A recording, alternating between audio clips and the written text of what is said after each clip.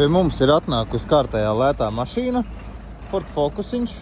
Vakardien pats nobrīnījos par stāvokli mašīnas.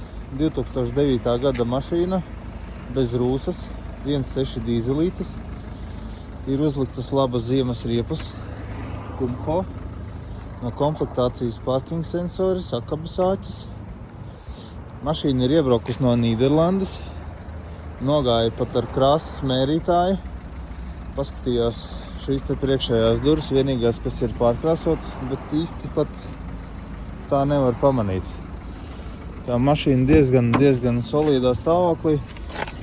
Tumšais auduma salons no komplektācijas vēl multistūra, kruīzs, kā jau Fordiem raksturīgā priekšējā vējstikla apsilde. Mašīna maksā pie mums 2200.